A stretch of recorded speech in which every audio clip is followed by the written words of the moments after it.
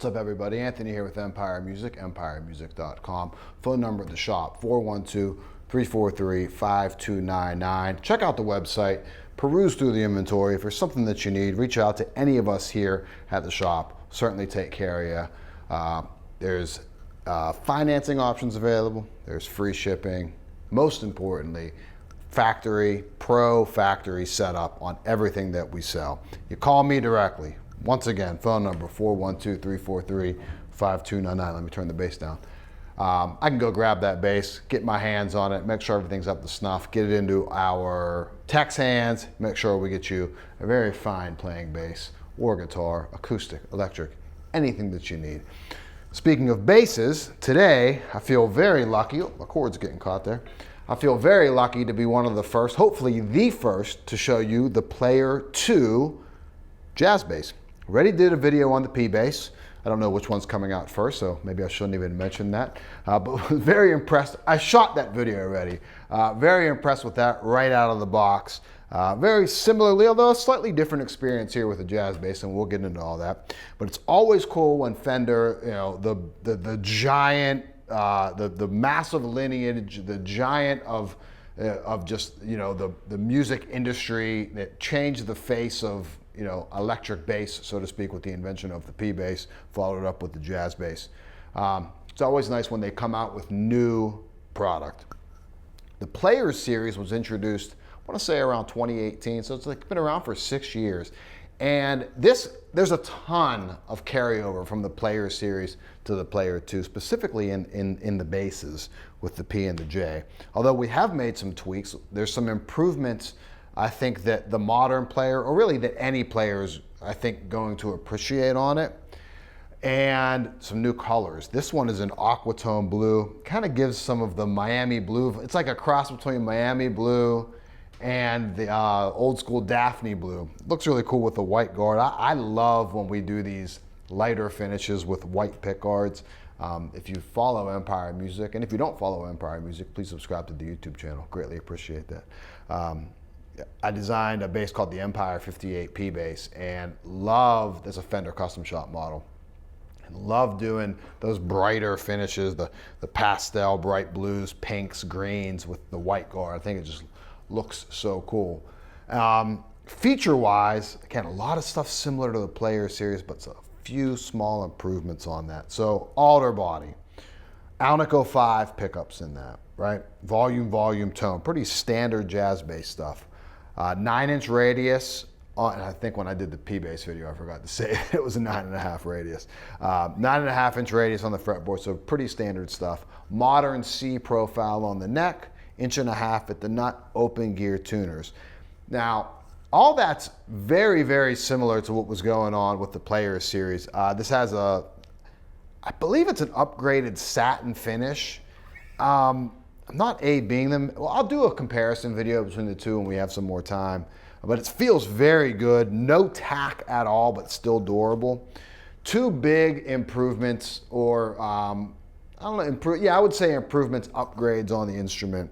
First off, rolled fretboard edges, right? That's really nice, because what we got with those Player series, right at first, they were really comfortable, and quality control over time. And again, we're talking over 6 years here, so a lot of up and down stuff went on during those 6 years, like, COVID happened during that time. So the industry was turned really upside down.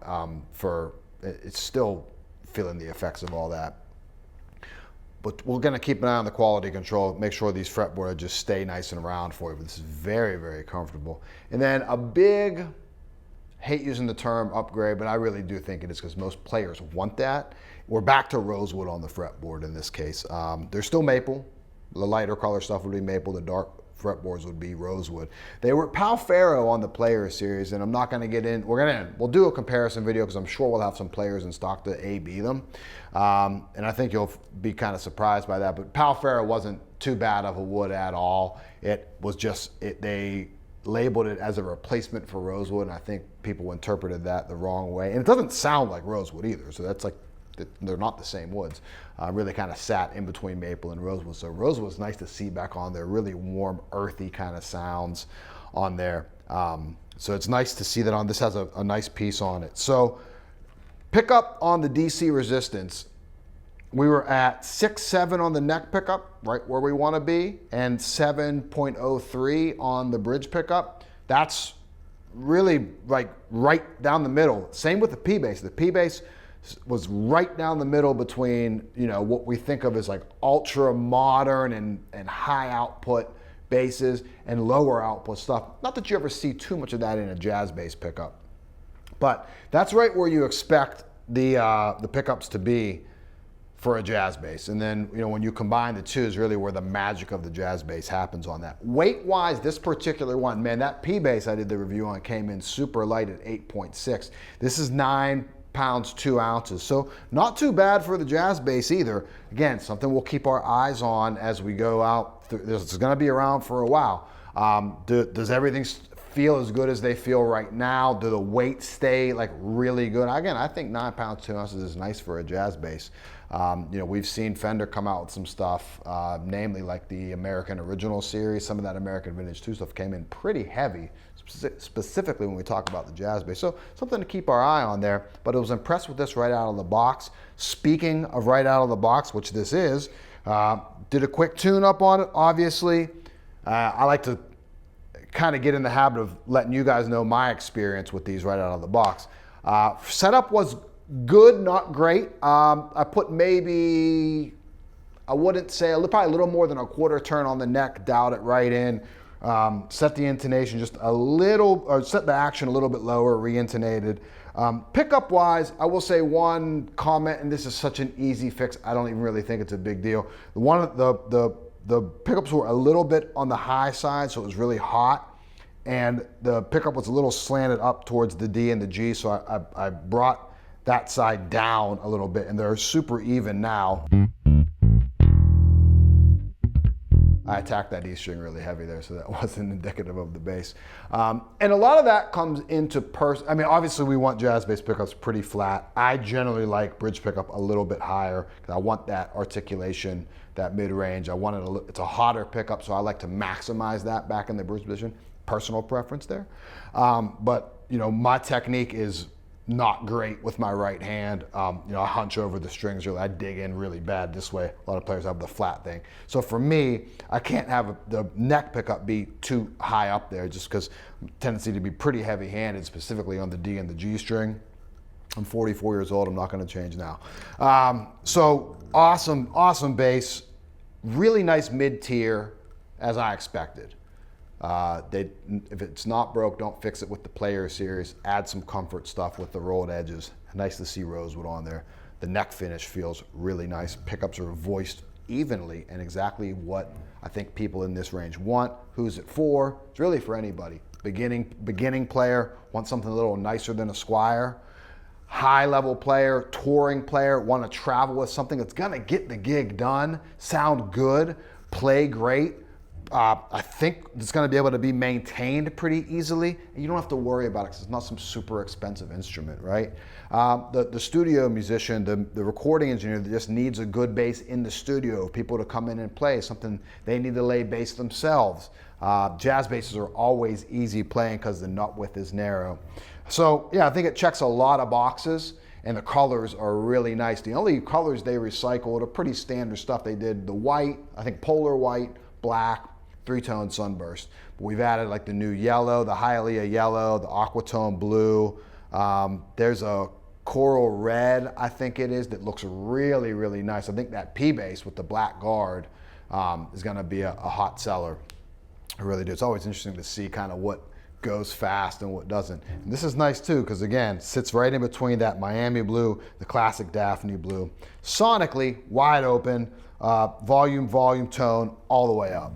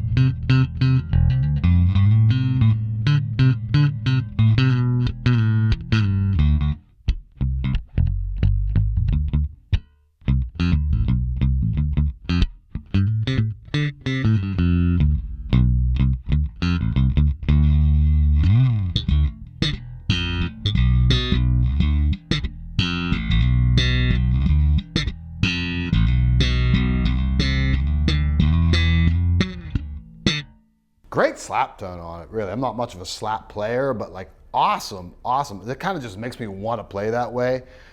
Jazz basses do in general, but this one really, I think that the voicing of the modern voicing on the pickup really lends itself to that style of playing, or really the more aggressive playing. If you're the lighter player, I've always found jazz basses to lack a little bit of kind of warmth and low end out of that. I think P basses give you more of that. But for the more aggressive player, jazz bass is where it's at for sure. So let's go with that front pickup on there. We're gonna flirt with P bass tone, but keep in mind, I think a lot of the answers, obviously we have a straight single coil on there, but we talk about the DC resistance on this front pickup and we're in the high 6s.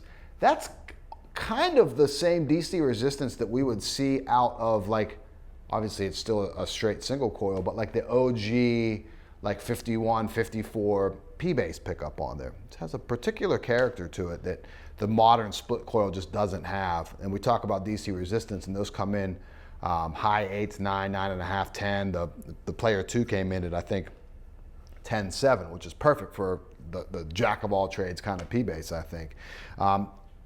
You never get the full P-bass experience with it. You can kind of flirt with it. So again, full volume, both together, then just front.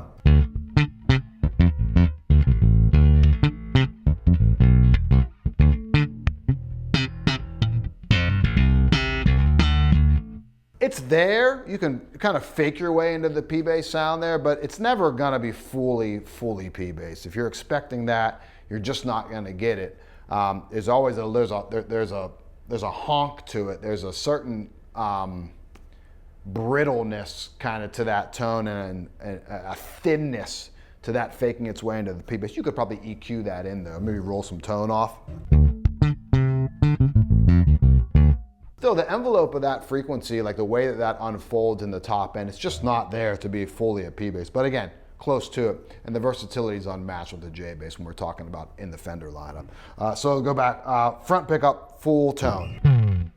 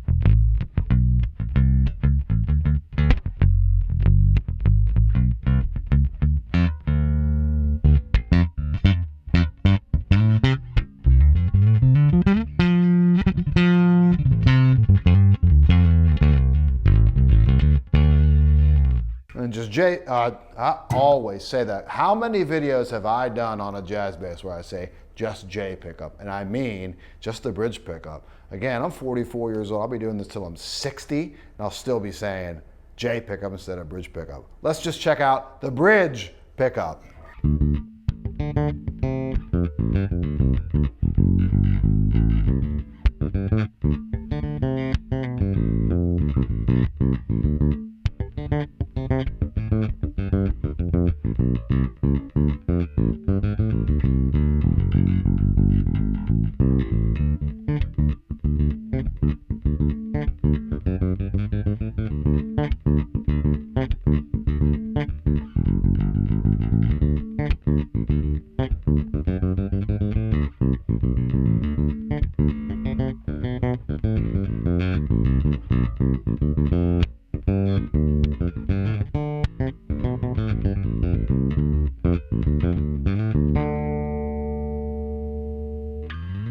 It's like the lamest version of Jaco Pastorius you've ever heard right there. Let's roll both together again and give a fair comparison here. So wide open.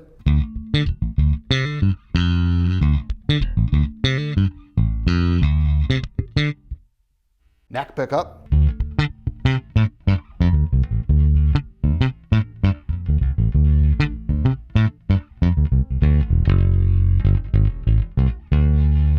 And then bridge pickup.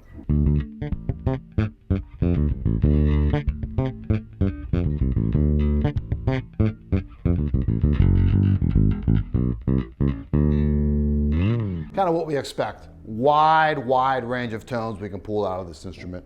Roll some tone off, kind of get into one of my favorite J sounds. Obviously, we have your wide open tone rolled back to, say, 75.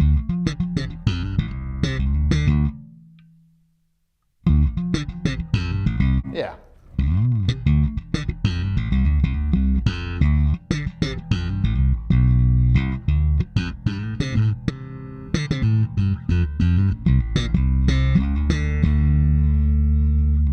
Kind of, I like that because it takes a little bit of that bite off the top end. Then just neck pickup.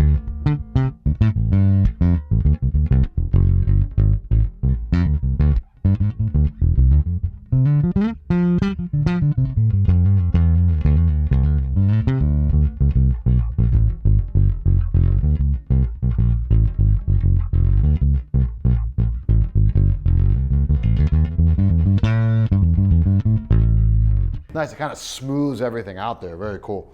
And then bridge pickup.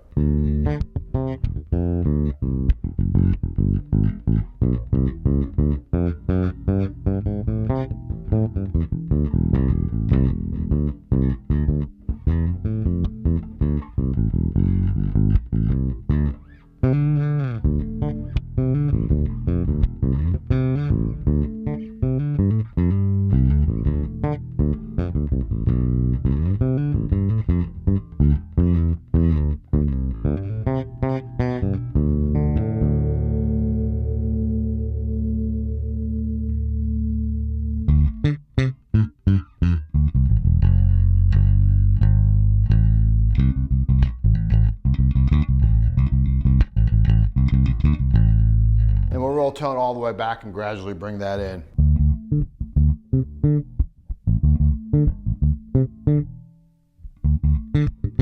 Whoop, too much.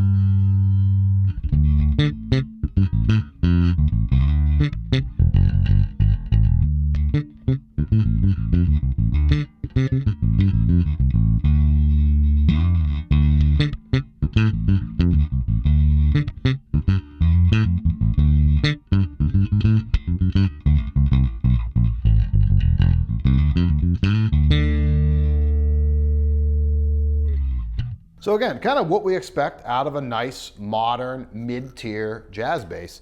Tons of sounds. You really have 3 distinctly different tones. That's very typical out of the jazz bass. It just does that really well with an added bit of comfort on the rolled fretboard edges on there, the nice satin finish on the neck, and nice to see rosewood back on the bass. So again, when we get a chance, we'll do a comparison between the players and the player twos, see if we can pick out any tonal differences in it. I don't know that there's gonna be a vast change in that, but we'll see when we get a chance to finally shoot that content. So player 2 series, jazz bass.